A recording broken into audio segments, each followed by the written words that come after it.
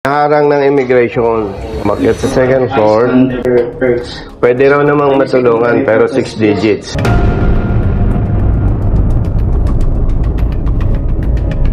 Kuya, ano, may kasama ka ngayon?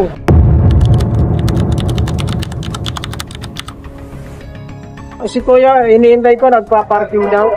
Ay, yung documents mo, nasaan? Andun sa kanya. O sige, hintayin.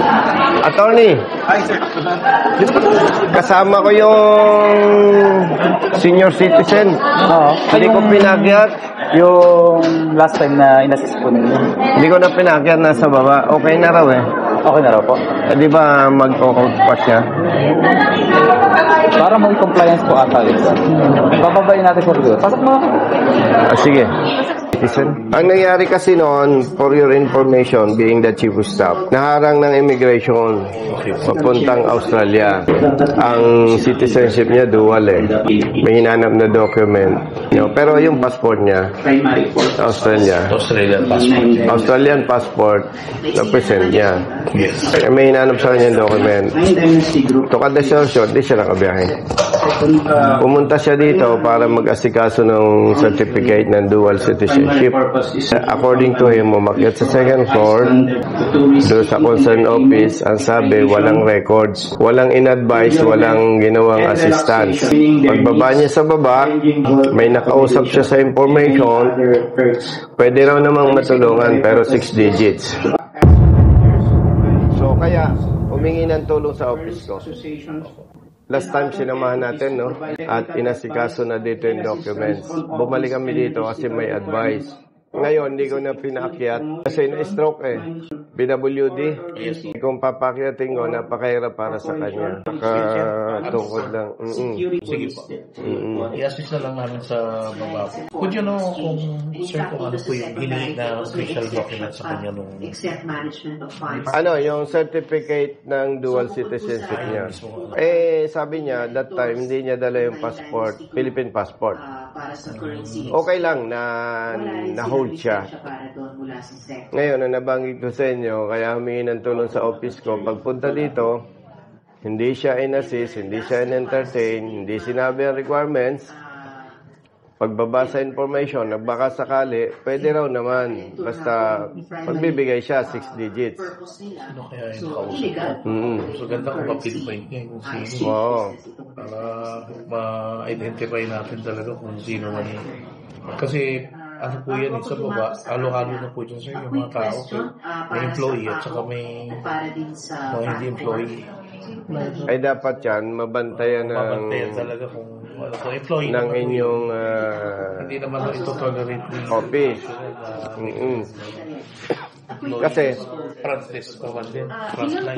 Kasi senior citizen yon, hindi nagagawa ng kwento yon.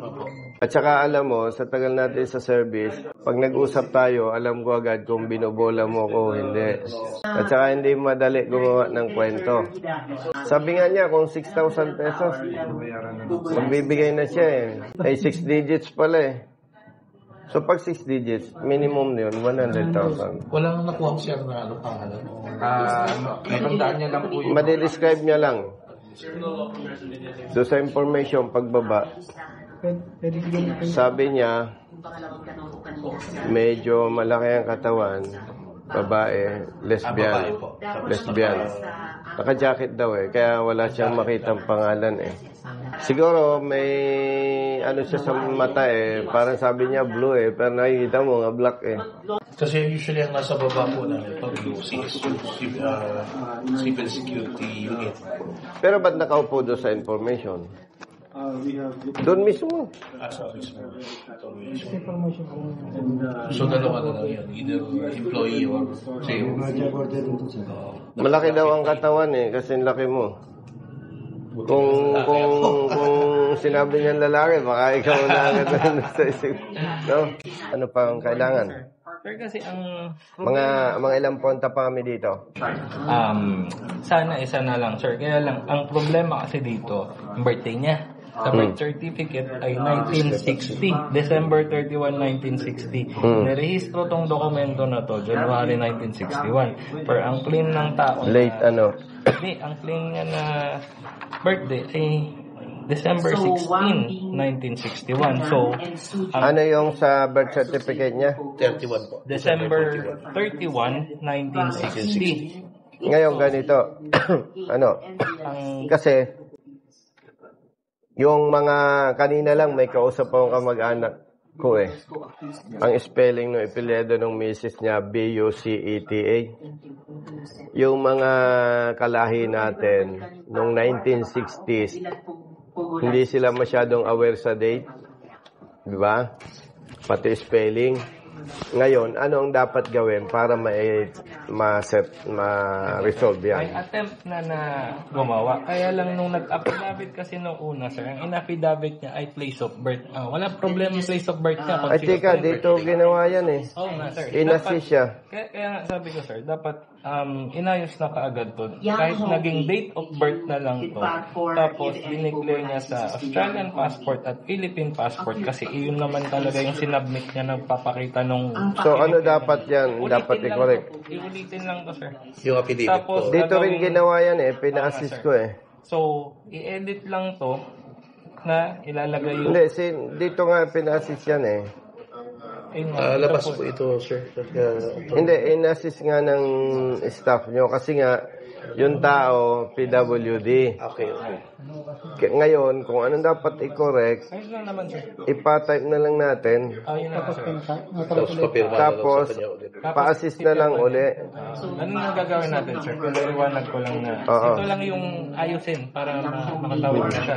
Tapos, dala kaya niya itong mga passport niya ng dalawa, sir? Dala ngayon. Ayun. Mas maganda pa. Nasa baba eh, baka gusto mong makita yung documents. Makausap mo na Parang rin. natatakan ko na rin na original sin minsan. Ito nakita ko na kasi to. Itong passport na to, dala nung unang pinakita ko. Ito hindi ko kasi nakita, so hindi ko siya matatakan nitong original. Nandun siya sa baba. Hindi ko na lang pinakyat, brother eh. Kaya naman puntahan, sir. Tapos, umro na. Pa-assist na lang, brother, yung sa notary. Daanan Yan, may babaguhin. Saan lang ako, sir, tapos dadaanan ko rin yung tao. O, tayo sa baba. Sige, sir. Sige, sir. Brother, Sir, calling card po. ite-text kita ha. Sige po. Good morning po. Good morning. Andyan yung Philippine passport. Nasaan ko, yung sir. Philippine Kaluma. passport Ay, niya? yung luma. Oo, sir. Yung Australian. Naiwan mo dito yung naka-attorney. Nung Australian passport daw iniwanan, ba't wala dyan? Andito, sir. Ang hinahanap ko lang ito. Nandyan yung Australian passport niya, yung original. Copy lang, sir. Kaya ako siya tinatakan ng... Hindi, nasaan yung Australian passport niya? Naiwan dito nung Lunes, oh. Nasaan? Naka-attorney yan, yung babae. Nakay-attorney raw. Di bale, nakay-attorney. Iniwanan yun. Iramin ko lang saglit to, sir. Tatatakan ko lang siya. Thank you. Naalala niyo pa, yung kumausap sa inyo. Saan? O dyan sa, yung unang dito? Sa PIAW, si Public Information O Assistance. itong unang... Hindi ba yung nasa gitna? Yung babaeng nasa gitna ba? Hindi, tumboy yun tumboy. Tomboy. Isang minuto na paturo. Pero parang alam nung lalaking yan katabi niyan Alin ang katabing yan? Yung nakaputi na yan? O parang yan, parang inamumukhang to. Yan. Oh. Iharap ko nga ikaw. Tingnan mo yung nasa window 21, yung Yung nasa window 21. Yun, yung nagkakamot. Parang yan nga. Parang upo po yan dyan Okay, minsan Balik ko na to. Opo. Pupunta namin. Palapitin. Lalakad na kami, paayos namin mga pidabit dito kasi sa... Standby kami ha. Oo, sir. Doon na lang kayo Sa taas ko na lang. Parang... Hindi, okay na lang dito kasi hirap siya eh. Hindi kayo. Okay lang, agad na lang ako. Samahan ko na lang to. Salamat na lang sa tulong mo. Wala ka naman, sir. Anong bahala dyan? Tatanda rin tayo. Tatandaan mo yan. Sana nga umabot kaming ganyang edad, sir. Higit pa dyan. At least, ma-identify niya lang kahit maghilaw yung trabaho. correct lang sana. Oo. Hindi, mapagharap lang natin. Kahit informal. Para tatayuan niya. Makikita mo kung tatanggihan eh. Sa palagay mo, yun. Parang siya. Pero may kasama ako noon na titistigo yung kasama ko. Hindi, nung- pagkaharap lang eh. Para lang mapinibike lang natin, sir. Yan, oh. Parang yan nga, sir. Parang yan. Yung nasa 21. Oh, yun. Maputi. Yan ba ay pumupunta rin dyan? Pupunta po, sabi yung isang staff na. Sabi, Every now and then. ipatawag mo nga, brother. Para itatanong ko sa kanya, ito ba? Sige po. Oo. Tanong mo kung nakaharap niya ito. Ito. Kuya, siya yung nakaharap mo doon. Oh, dito sa... Ako po, 600, sir. No. Siya yung nakaharap mo doon. Oh, Anong sabi sa'yo? ang sabi ko, kung makakakuha ko ng ng certificate, kung magbabayad na lang daw ako makakakuha, oo daw. Pero sabi niya, 6 digit. Siya mismo. May kasama ka noong time na yon. Oh, yung kasamang lalaki doon na Siya mismo yon. Kailan po yan, sir? September 5. Umuupo ka ba doon? Ako, sir. Pero, sir, usa ko yung ganyan, sir.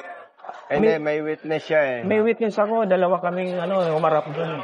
Siguro, ang may sasuggest ko dyan, pag nakausap ko si Commissioner, mag-put up ng CCTV doon, tapos recorded yung pag-uusap natin. Yun ang pinaka, alam mo, kapatid, more than 30 years ako sa service. Hindi madali ang gumawa ng kwento. Oo. Oo. Kaya tanong ko sa'yo, umuupo ka doon. Opo, sir. Ilan kayong umuupo dyan na babae? Ganito. Pero hindi ko na i-argumento yon. Kasi positively, na-identify ka niya. Pero, sir, ganito po yan. Ang sinasabi niya po kasi dual citizen, sir.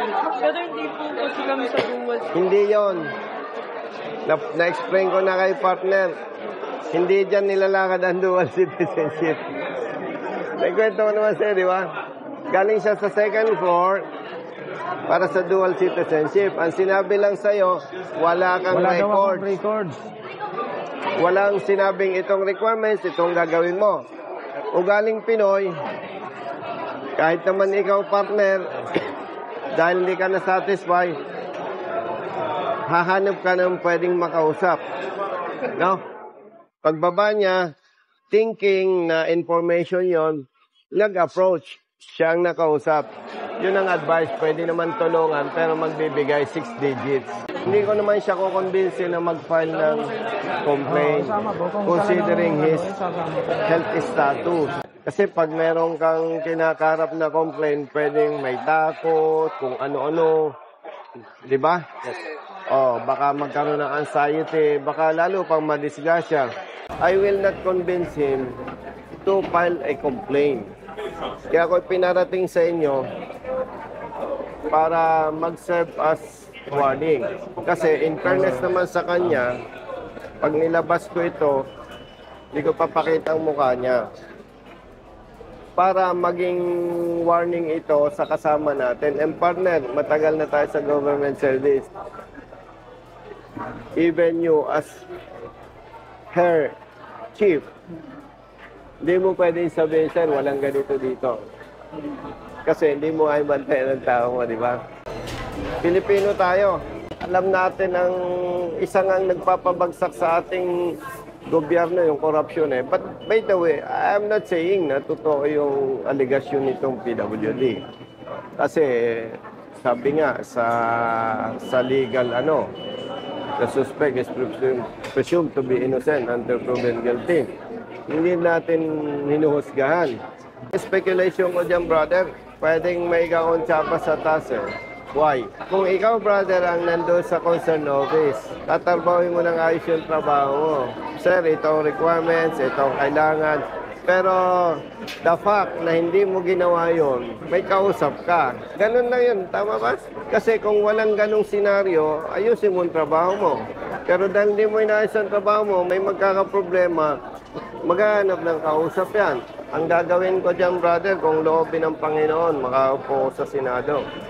Isa ito sa, kung kinakailangan mag-donate ako ng CCTV, kailangan yung mga frontliners, ang nalaman ko, brother, sa China, pagkukuha ka ng lisensya, ako mismo nakita ko eh. Ang layo ko sa'yo, 4 feet, may malaking table dito. Tapos may nakatutok dyan na CCTV. Tapos yung transaction natin, monitor. Pinaka-the best talaga niyan. And talagang in any government agencies or department, dyan sa information, dyan talaga pwedeng dumiskarte. Kasi lahat ng issue dyan, may problema, dyan lalapit. Sir, ito po yung kinuha ko nung September 5, dyan. Kaso nung sinabi kong Ito yung nakuha dyan. Saan? Dito mo nakuha? doon sa dulo. Sila po kasi may hawak na. Sige, okay lang. Yari ito. Ngayon, nung pinilapang ko to, Hindi. Sino ang naglagay niyan? yung doon sa dulo, Hindi, yung kausap mo ngayon. hindi. So, Ayun, nasa dulo. Iba. pero galing na muna ako sa kanya dito. Ah, Doon sa dulo naman, maraming requirements. Nung sinabi kong dual ako, ay sabi niya, umakyat kayo doon, sir, sa taas. Sabi ko, galing na ako doon sa taas. Eh. Wala daw akong record. baka mo. Upo ka lang, kuya. Dandahan. I-retrieve pa. Ito yung proof na galing siya ang nag-check-check nito doon sa dulo. Bago ka pumunta sa dulo, nakausap mo yung... O galing na kami sa kanya dito. Nung binigyan ako ng mga requirements doon sa dulo, sinabi kong, ay sir, dual citizen ka ako. Ay sabi niya doon ka sa taas. Sabi niya, galing na ako doon sa taas eh. Galing na siya sa taas. Kasi ito yung date sir sa likod. May date ako dyan yung September. September 5 nga. No? Bale, yung personnel na umuupo dyan under your office. Yes po. Friendly warning na lang, sabihin mo, may nagsumbong sa akin, sabi mo, ayaw naman natin na mapahamak ang kapwa natin. Sabi mo, pinag-usapan natin, which gagawin ko naman talaga, once na may nag-complain sa akin, ipa-entrap ko sa PNP. Sir, basahin mo muna bago mo pirmahan ha. Ang tama, yung nasa dalawang passport mo, December 16, 1961. Kung okay ka na dyan, sir, ano siya ulit. Kaya dapat, Dahil buo na siya, pwede na natin siyang madaanin doon. Mabilisin naman natin. Kasi Kaya pag lang, naibitawan hindi mo ko na. masasabi. Hindi ko masasabi kung kailan matatapos to. Pero bibilisan talaga to. Ang nangyari Kahapon, niyan, behave sir, na siya eh. hihingi kami ngayon ng contact information mo. No? Naga. Tapos, dalawa naman yung number na kinuha. Sa Ito yung TPS tatawagan isa pag to. pwede na mag-update. Hindi na magulat sige. yung Pero solution pwede na kami umalis. Okay na, sir. Sa Wala. paubano na Ang yung pinakamahalaga kasi maayos. Na-correct. Oo, na-correct. Kasi ang declaration place, hindi place ang mali. Date. Oo, iba yun, Thank sir. you. Thank you, sir. Saan probinsya mo? Pangasinan, sir. Ulat-ulat. Okay. Thank you, ha. Makabisara ko kinta na si Pasensya na, Josie. di ko na pinakyat. Hindi, okay lang, sir. Kaya pa naman. Thank you. Salamat. Sir. Hindi ko na kayo ma-invite magtanghalian, ha. At may lakad pa ako, ha. Sige po. Okay. Sir. Ingat. Bye-bye. Sir, sige po. Hello, brother. Sandali, ha. Hindi, yung date covered. Positive to. No? Kung sumala sa date, pwedeng... Talagang isipin mo, brother, ha? Face to face. Sabihin niyang ikaw nga. Di ba? Nag-usap na lang kayo ni ano? Executive Assistant.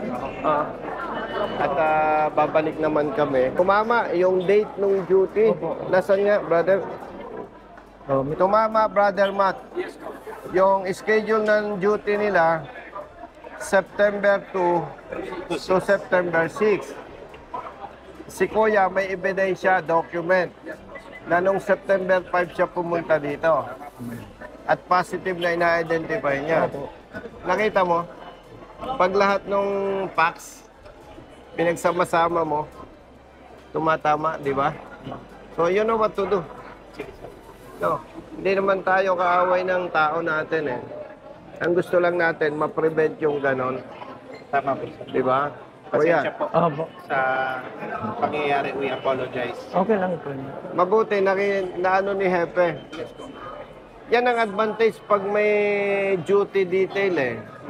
So you as the head of office, hopefully, wag nang maulit. No?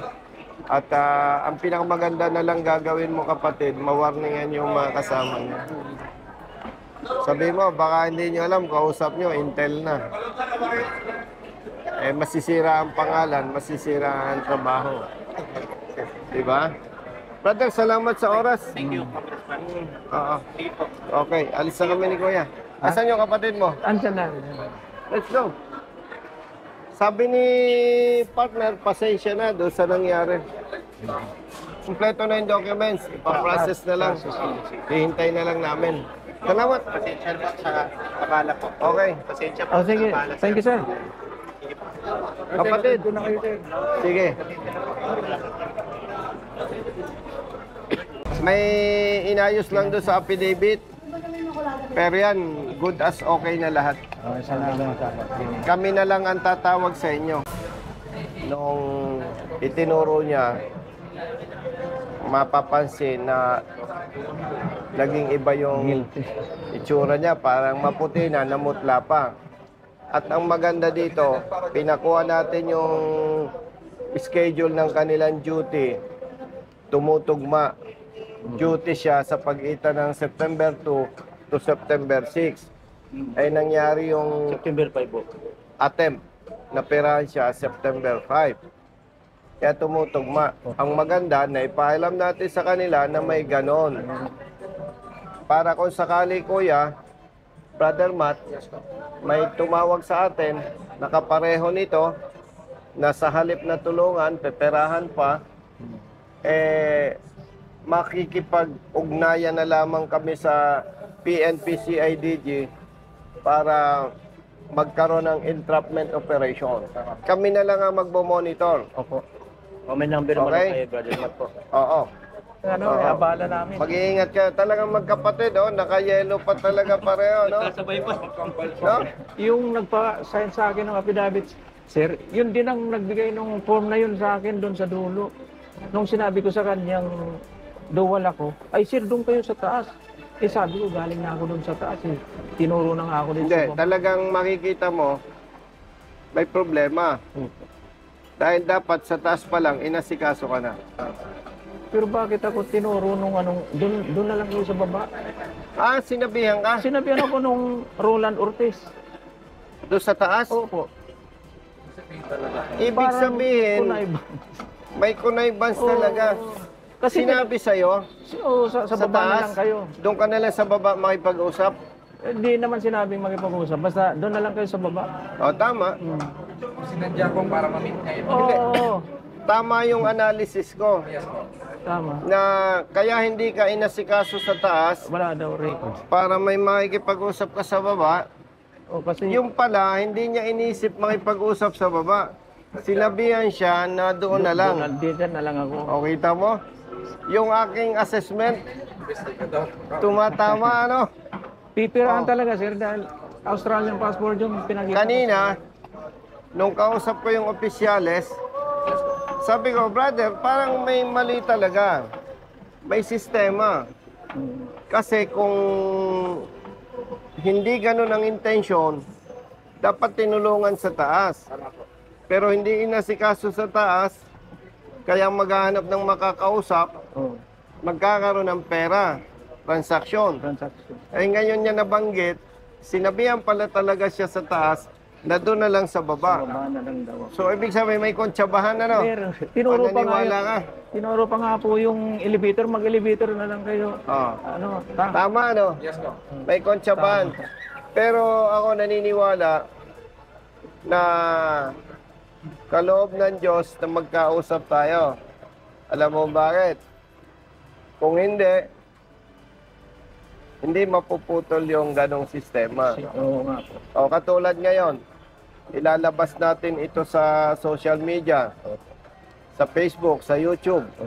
Malalaman ng ating mga kababayan. So, pag may bibiktimahin ng kapareho nito, magsusumbong sa atin, Brother Matt. Sa inyo na po. Pag nagsumbong sa atin, napakasipag naman ni General Torre. Pagtawag mo, a-action agad yon, papadala ng tao, entrapment. Kaya kahit medyo naabala ka, Ay, walang problema sa akin. pasalamat tayo sa Diyos kasi nangyari ito. Okay? Oh, tama. Parang kaloob nga ng Diyos. Kaloob ng Diyos, no? Para matigil ang Parang kalukuhan. ako, hindi naman tayo judgmental at hindi tayo mapanghusga sa kapwa. Naniniwala ako, matagal na itong problema. Na ganito na nga ang kalagayan, perahan pa, ano? Oh. Tama. So, paano? Salamat. Maraming salamat po, sir. Ingat po kayo Opo, salamat. at tatawagan namin kayo. Opo.